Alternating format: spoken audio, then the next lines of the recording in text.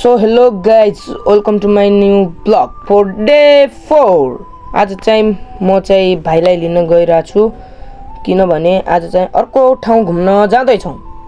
भाइको घर चाहिँ यता छ उता छ, किनभने एउटा भाइ चाहिँ सुतेको थियो।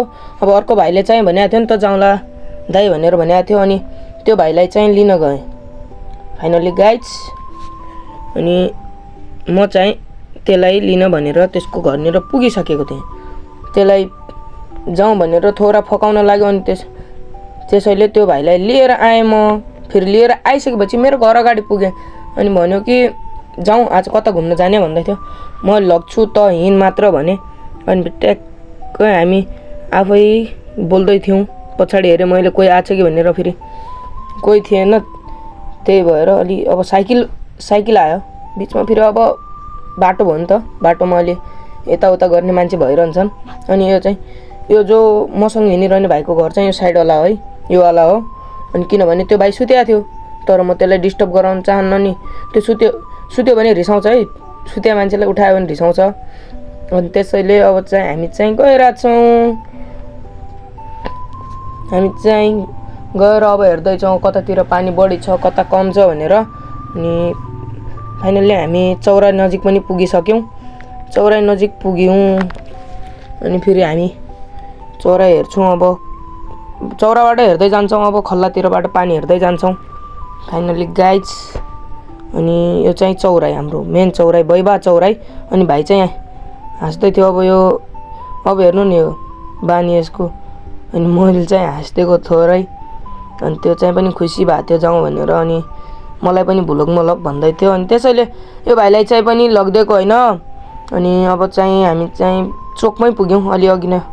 अनि हाम्रो चाहिँ बैबाको विराट कोहली, उहाँ चाहिँ विराट कोहलीको कट्टर फ्यान हुने रहेछ। अनि उहाँलाई चाहिँ देखाएँ।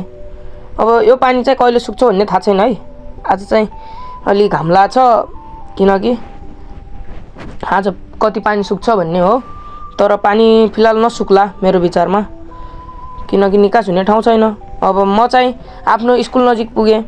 मेरो स्कुल चाहिँ यही हो है, यो यता छ अलि मेन गेट बिचमा छ। अनि ठुलो छ स्कुल हाम्रो। अनि म चाहिँ हिँड्दै रखेँ, गएँ अनि म स्कुलको मेन गेट अगाडि पुगेँ। मेन गेट अगाडि पुगेर मैले आफ्नो स्कुलको गेटको पनि भ्यू देखाएँ। र मेरो स्कुल चाहिँ यही हो। स्कुलमा चाहिँ बाइकहरू स्ट्यान्ड गर्ने ठाउँ छ, साइकल स्ट्यान्ड गर्ने ठाउँ छ। अनि हामी चाहिँ हिँड्दै थियौँ भनौँ। अनि हामी चाहिँ आयौँ, अगाडि आयौँ, हिँड्दै गयौँ। फिलहाल गाइज तपाईँहरूले अब साथ सपोर्ट र सहयोग गरिदिनु पर्यो। मेरो आइडीलाई अलि फलो गरिदिनु पर्यो। सबैले फलो गरे हुन्छ भन्ने हो। अब सबैले सपोर्ट गरिदिनु होला। म चाहिँ अब नजिक पुगेँ, जाने ठाउँ नजिक पुगेँ। स्कुल चाहिँ पछाडि गयो। स्कुल चाहिँ अहिले अब फिलहाल निकालेन मैले, हिँड्दै गयौँ हामी।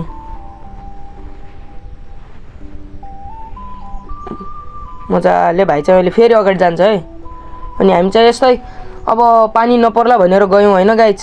अनि फेरि बिचमा पानी पर्दै क्या, हेर्नु न, पानी परेर समस्या आयो क्या।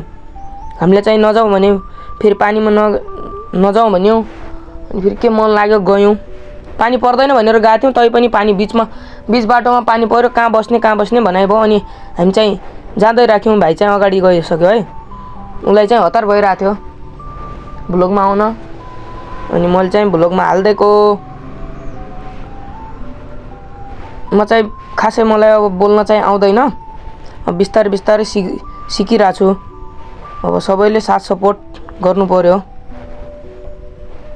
म चाहिँ अब डेस्टिनेसनतिर नजिक।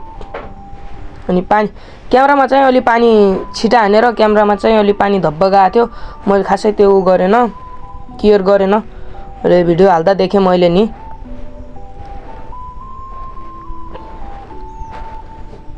म चाहिँ अब नजिक पुगेँ, अब आइसकेँ। यहाँ अगाडि चाहिँ भाइहरू माछा मार्दैछन्, तर अहिले नजिक गइसकेपछि देखिन्छ, टाढाबाट चाहिँ देखिरहेको छैन। अब यो पानी चाहिँ धेरै भइसक्यो के यो निकास कसरी हुन्छ भन्ने हो तर यो पानी निकास चाहिँ हुन सकेको छैन धेरै भइसक्यो पानी पर्न लागेको सबैको आफ्नो आफ्नो धारणा हुन्छ हैन आफ्नो धारणा हो सबैको तर यो पानी चाहिँ कसरी निकास हुन्छ भन्ने सबैको आफ्नो आफ्नो धारणा दिनु होला है कमेन्टमा अनि यता भाइहरु चाहिँ देखिसके छन् माछा मार्दै थिए अब नदेखा भन्नु लाथे फेरि मैले देखाएन